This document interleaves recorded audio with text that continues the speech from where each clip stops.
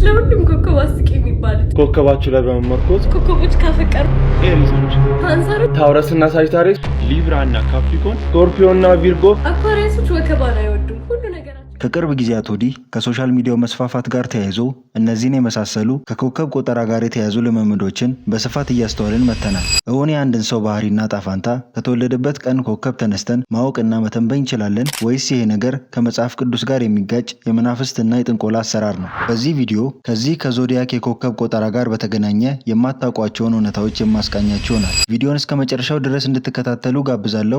ያላችሁት ገዳማት ቲቪ ዩቲዩብ ቻናል ላይ ነው። በምስሉ ላይ የምትመለከቱት የዩቲዩብ አናሊቲክስ የሚያሳየን የእኛን ቻናል ከምትመለከቱት ሰዎች 86% የምትሆኑት እስከዛሬ ሰብስክራይብ ሳታደርጉ እንደምትመለከቱን ያሳያል። እኛ የምንሰራቸውን ሃይማኖታዊ ቪዲዮዎች ከወደዳችኋቸው አይቀር ቻናላችንን በቅንነት ሰብስክራይብ በማድረግ እንድታግዙን በትህትና እንጠይቃለን። እንዲሁም ነባሮች ይህን ቪዲዮ ላይክ አድርጋችሁ ጀምሩ። አሁን ቀጥታ ወደ ቪዲዮ እናልፋለን።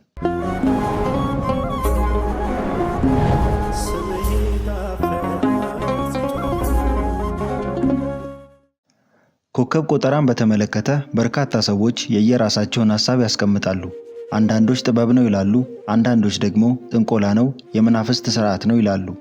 ከዚህ አንጻር ኮከብ ቆጠራን በተመለከተ እውነታውን ለማየት እንሞክራለን። መነሻችን የሚሆነው መጽሐፍ ቅዱስ ነው። በመጽሐፍ ቅዱስ ሐሳብ ላይ ተመስርተን ኮከብ ቆጠራ ምንነቱን ለማየት እንሞክራለን። ይህን ስርዓት አምላክ ይፈቅደዋል ወይ የሚለው ሐሳብ ላይ ተመርኩዘን እውነታውን እናስቀምጣለን። የኮከብ ቆጠራ ታሪክ ሲነሳ ጥንታዊት ባቢሎን ትታወቃለች። ጥንታዊት ባቢሎን ደግሞ በርኩሰት ስራዋ የምትታወቅ መጽሐፍ ቅዱስ ብዙ ጊዜ ጠቀሳት የዲያብሎስ ከተማ ነበረች። በባቢሎን ውስጥ የነበሩ ማህበረሰቦች በሰይጣናዊ ስርዓቶች የተሞሉና ከክፋት መናፍስት ጋር የተቆራኙ የመናፍስትን ስርዓት የሚከተሉ ማህበረሰቦች ነበሩ። በጥንት የባቢሎን ማህበረሰብ ውስጥ በጣም የተለመደው መናፍስታዊ ስርዓት ኮከብ ቆጠራ ነበር። በኮከብ ቆጠራ ስርዓት እየተመሩ ከጥፋት መዳን አልቻሉም። ቂሮስ ከተማዋን ወሮ ባቢሎንን ሲያፈራርሳት ማህበረሰቦቹን ሲያጠፋ የባቢሎን ኮከብ ቆጣሪዎች አስቀድመው መረዳት አልቻሉም። ያ ጥፋት ሊመጣ እንደሚችል በኮከብ ቆጠራ ጥበባቸው ማወቅ አልቻሉም። በኮከብ ቆጠራ ስርዓት አማካኝነት የጥንቆላ ስርዓትን በማራመድ የምትታወቀው ባቢሎን ይህንን ስርዓት ለሌላውም ዓለም አወርሳለች። ባቢሎናውያን የሥነ ከዋክብት ጥናት ጀማሪዎች እንደሆኑ በተደጋጋሚ ይገለጻል። በዘመናት የሥነ ፈለግ አተረጓጎም መሰረት ፀሐይ በምትጓዝበት የፀሐይ ጎዳና መስመር 8.9 ዲግሪ ወደ ሰሜን እና ደቡብ አቅጣጫ ስፋት ያለውና በውስጡም 12 ብራተ ከዋክብትን የያዘው ክልል ዞዲያክ ይባላል። 12ቱ የዞዲያክ ምልክቶች የሚባሉት ሐመል እሳት ወይም ኤሪስ፣ ሰውር መሬት ወይም ታውረስ፣ ገውዝ ንፋስ ወይም ጄሚኒ፣ ሸርጣን ወይም ካንሰር፣ አሰድ እሳት ወይም ሊዮ፣ ሰንቡላ መሬት ወይም ቪርጎ፣ ሚዛን ንፋስ ወይም ሊብራ፣ አቅራብ ውሃ ወይም ስኮርፒዮ፣ ቀውስ እሳት ወይም ሳጁታሪየስ፣ ጀደይ መሬት ወይም ካፕሪኮርን፣ ደላዊ ንፋስ ወይም አኳሪየስ እና ሁት ውሃ ወይም ፓይሰስ ናቸው። ስያሜያቸውን ያገኙት ደግሞ ፀሐይ በዓመት ውስጥ በየወሩ ከምታቋርጣቸው ብራተ ከዋክብት ስም ነው። እንግዲህ እነዚህን 12 የዞዲያክ ምልክቶች መሰረት በማድረግ የሰዎችን ማንነት ጭምር በኮከባቸው በመግለጽ ለወደፊት የሚገጥማቸውን ጉዳይ፣ ስለ ትዳራቸው፣ ስለ ሥራ፣ ስለ ገንዘብ፣ ስለ ዕውቀታቸው፣ ስለ ተፈጥሯቸው፣ ስለ አስተሳሰባቸው ወዘተ መግለጽ ይቻላል ብለው ያስባሉ። የተወለዱበት ቀን ተቆጥሮ በተወለዱበት ቀን የሚወጣ ኮከብ ማን እንደሆነ በማየት በዚህም ኮከባቸውን በማንበብ ስለ ሰዎቹ ሁኔታ መግለጽ መቻል ነው። እነዚህ 12 ብራተ ከዋክብት በሰው ልጅ ሕይወት ውስጥ ከፍተኛ ተጽዕኖ እንደሚያሳድሩ ይገልጻሉ። እያንዳንዱ ግለሰብ ባህሪው፣ ተፈጥሮ፣ አስተሳሰቡ በጠቅላላ በእነዚህ ከዋክብት ላይ የተመሰረተ እንደሆነ ነው የሚጠቅሱት። በዚህም ጨረቃና 12 ከዋክብት የሰው ልጅን ተፈጥሮ ይወስናሉ በማለት ይጠቅሳሉ። ኮከብ ቆጣሪዎቹ እነዚህን ከዋክብት በመጠቀም በቁጥሮች በማስላት ፕላኔቶችንም ጭምር መሰረት በማድረግ እንዲሁም የፀሐይን ዑደት መሰረት በማድረግ የሰዎችን የግል ባህሪ እንዲሁም ከሰውየው ጋር የተያዙ ጉዳዮችና የወደፊቱን ይተነብያሉ። ለጥንቆላ ስርዓት የሚውለውን የኮከብ ቆጠራ ስርዓትን በተመለከተ በርካታ መረጃዎችን ማግኘት ይቻላል። በተለይም ደግሞ መጽሐፍ ቅዱስ ዋነኛው ማስረጃ ይሆናል። ይህንን ስርዓት በተመለከተ መጽሐፉ ብዙ ነገር ገልጾልናል። የኮከብ ቆጠራ ስርዓት በእግዚአብሔር ዘንድ ያልተፈቀደ መሆኑን ይገልጻል። ግን ደግሞ በርካታ ሰዎች በአምላክ ዘንድ የተከለከለውን ይህንን ስርዓት ተግባራዊ አድርገውታል። ኮከብ ቆጠራ ከጥንቆላ ስርዓት ጋር የተዛመደ መናፍስታዊ ዕውቀት መሆኑን ብዙ መጽሐፍቶች ይጠቅሳሉ። መጽሐፈ ሄኖክ ላይ ደግሞ አንድ ማጠናከሪያ ሐሳብ ተጠቅሷል።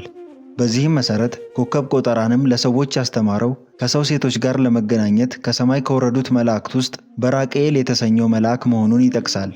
በዚህም በእግዚአብሔር ዘንድ የተናቀውን ሁሉ ገለጡላቸው ሲል ይገልጸዋል።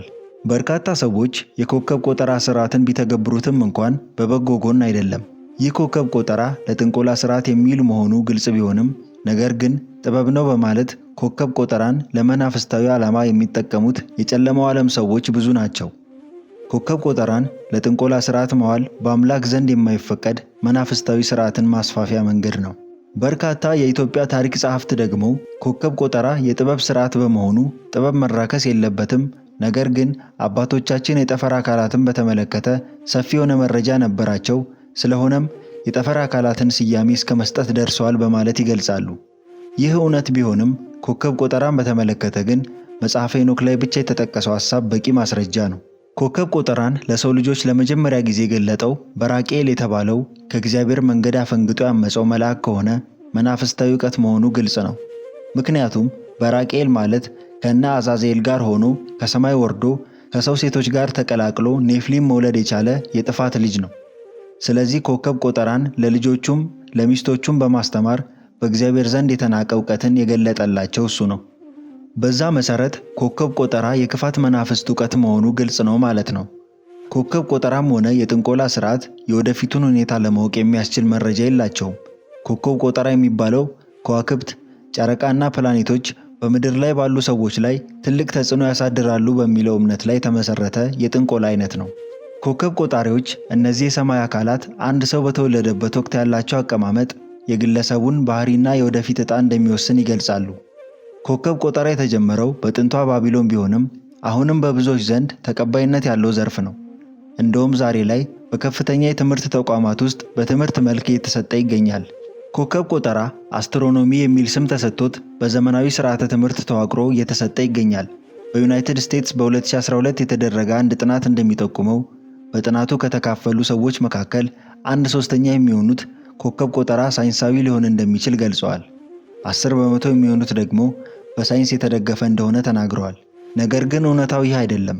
ከዚህ አንጻር አንዳንድ ነጥቦችን እንመልከት ብንል፣ አንደኛ፣ ፕላኔቶችና ከዋክብት ኮከብ ቆጣሪዎች በሚገልጹት መንገድ በሰዎች ሕይወት ላይ ተጽዕኖ ለማሳደር የሚያስችል ኃይል የላቸውም። ሁለተኛ፣ ኮከብ ቆጣሪዎች ብዙውን ጊዜ ትንቢት የሚናገሩት እንዲሁ በደፈናው ወይም ግምታዊነት ላይ ተመስርቶ ስለሆነ በማንም ሰው ላይ ሊፈጸሙ ይችላሉ።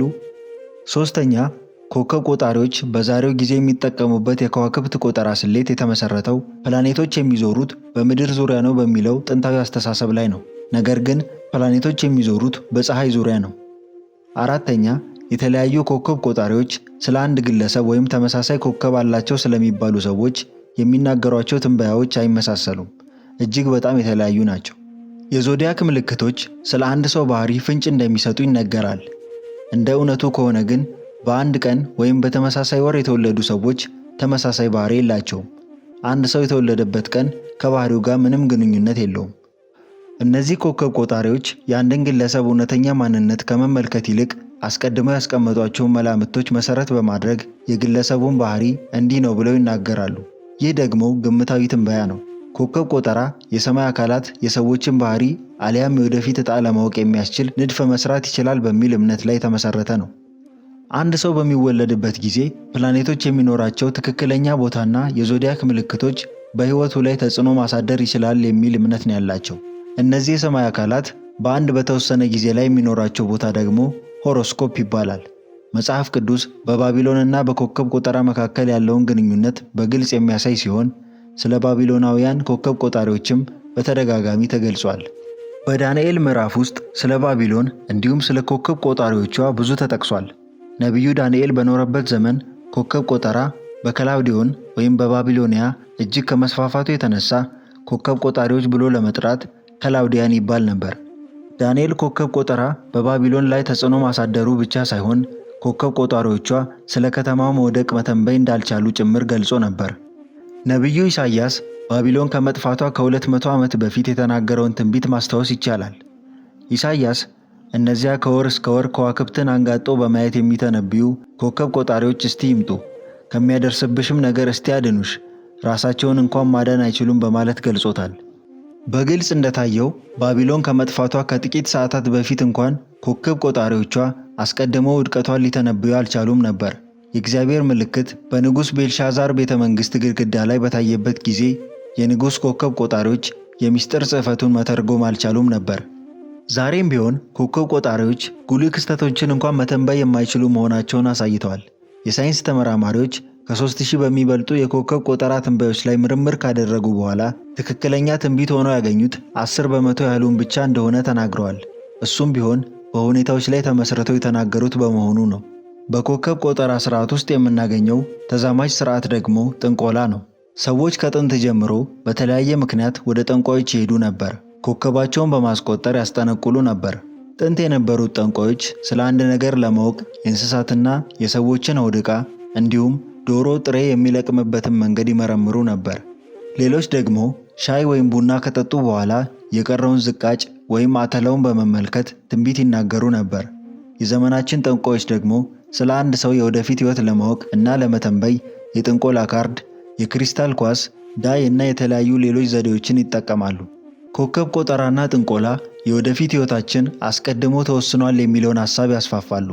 ነገር ግን የምናምንበትን ነገርና ማድረግ የምንፈልገውን ነገር የመምረጥ ነፃነት እንዳለን እንዲሁም የወደፊት ሕይወታችን የተመካው በምናደርገው ምርጫ ላይ እንደሆነ መጽሐፍ ቅዱስ በግልጽ ይናገራል። ኮከብ ቆጠራ ዲያብሎስ ሰዎችን በመቆጣጠርና በሰዎች ላይ ተጽዕኖ በማሳደር ዓላማውን እንዲፈጽሙ ለማድረግ ከሚጠቀምባቸው መሸንገያዎች አንዱ ነው። በመሆኑም መጽሐፍ ቅዱስ ክርስቲያኖች ኮከብ ቆጠራን ጨምሮ የሰይጣንን አታላይ ዘዴዎች እንዲቃወሙ አጥብቆ ማሳሰቡን በምክንያት ነው። እንግዲህ ስለ ራሳችን ለማወቅና ባህሪያችንን ለማሻሻል መመሪያ ልናገኝበት የምንችለው ከሁሉም የተሻለው ምንጭ መጽሐፍ ቅዱስ ብቻ ነው። በከዋክብት ጥናት ላይ የተመሰረተ ሕይወት አይደለም ያለን። የእኛም ማንነት የሚወስነው አምላካዊ ባህሪያችን ነው። እሱም ደግነታችን፣ መልካምነታችን፣ ርኅራኄያችን ወዘተ ነው። ይህ ማንነታችን በየትኛውም የተፈጥሮ አካል ላይ የተመሰረተ አይደለም። ከእግዚአብሔር የተቀዳ የራሳችን ተፈጥሮ ነው። ስለሆነም ኮከብ ቆጠራን መከተላችን ትርፉ ድካም፣ ከዛም በላይ ደግሞ ከእግዚአብሔር ጋር መጣላት ጭምር ነው። በዚህም ቀናውን መንገድ መምረጥ መቻል አለብን። ውድ የገዳማ ቲቪ ቤተሰቦች የዛሬው ቪዲዮ ይህን ይመስል ነበር። በቪዲዮና በቻናሉ ላይ ያላችሁን ማንኛውም አስተያየት በኮሜንት መስጫው ላይ አስቀምጡልኝ። በቀጣይ ቪዲዮ እስክንገናኝ ድረስ መልካም ጊዜ ይሁንላችሁ።